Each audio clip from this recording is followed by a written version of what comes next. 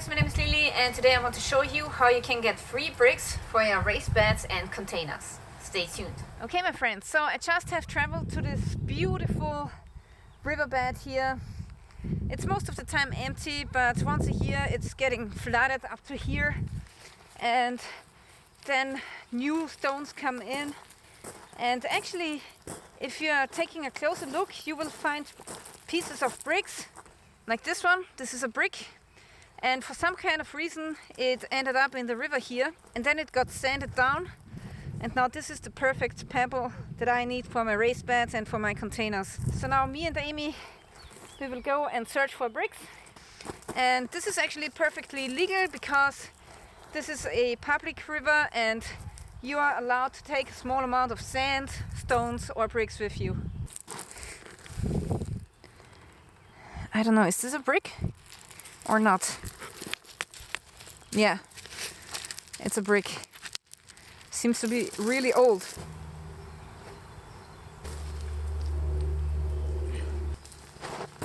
I got a nice handful already. Wow, that's a good find.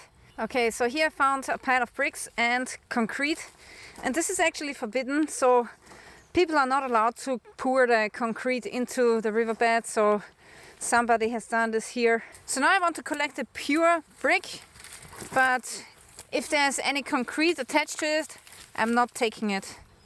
Look at this find. It's huge, nice. There's one more right here.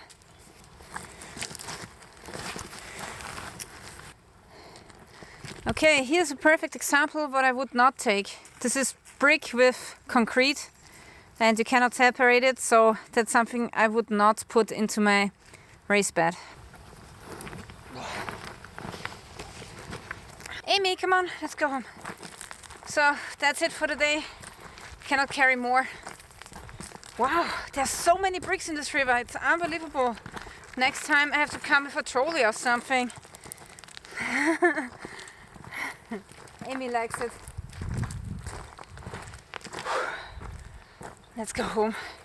Okay, now we are back at my small suburban garden, and this is the amount of bricks that we have collected, and now I'm just gonna take them out and put them in the bucket first. And some of them are actually already really soaked, so this one is really wet and this one is dry. And bricks actually can take up a lot of moisture, and when you are watering your raised beds, the bricks will soak themselves in water. They take it up and they store it inside of the brick, and then when it's getting dry again, they will release the water which is inside of the brick, and then it will go out into the soil, and then the plant can take up the water from the brick. And this is actually working really well. So if you care about your plants and your veggies and fruits, then make sure that you bury a couple of these bricks underneath the plants. Okay, now I want to quickly sort through my bricks here, and I want to put the smaller ones here and the bigger ones here. And I'm going to use the bigger ones for the big raised beds, and the smaller ones I'm going to use for the small containers like this one. Alright, so I have the big bricks here and the smaller bricks here. Now how many bricks do you need per plant? Let's say, how many would you bury underneath a tomato plant? Well, for a tomato I would use maybe this much, okay? So if you have this much of... Amy, what are you doing with the brick? So if you have this much of brick underneath a tomato plant, it will help her out tremendously when there's a drought. But of course, the more the merrier and the more the better. So the more bricks you have in the soil, the better the water storing capacity will be. But this is the least amount that I would bury underneath a tomato plant. And the smaller bricks here, I'm just going to somehow fill into the containers.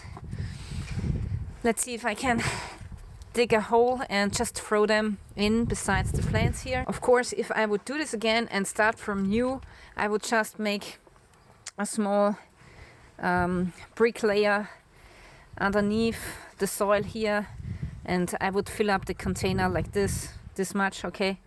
So that would be ideal, but now I already filled up the container here, so I'm going to dig some holes besides the plants and just stick in these tiles here, like that. Okay. Okay, so I have this long tool here, and I can make a really deep hole with this.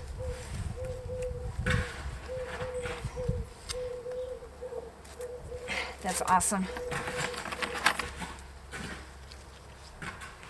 Yeah, Amy.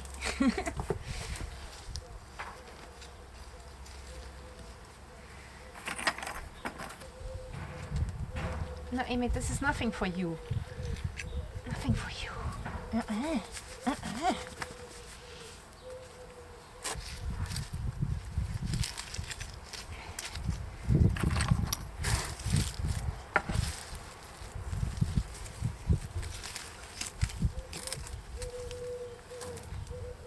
This is what I'm going to do to all of my containers now.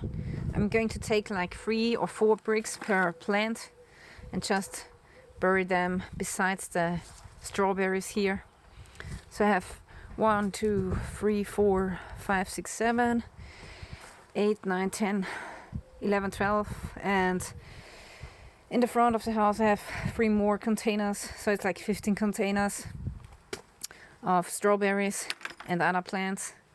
And these ones I'm going to bury underneath the tomatoes, but I'm not doing it right now because I'm waiting until the tomatoes are ready, and then I'm going to bury these right underneath the plants. Yeah guys, so this is how you can prolong the moisture content inside of your soil, which is especially important for droughts, when you are running out of water, for the heat, and yeah, if you go for a holiday, this also helps so that your plants are not dying. So this brick method is pretty easy, everybody can do it, and you can even get the brick for free. Just walk inside of a riverbed with open eyes and you will find lots of brick. Okay guys, so this is it for today. I really want to thank you for watching and stay tuned till next time.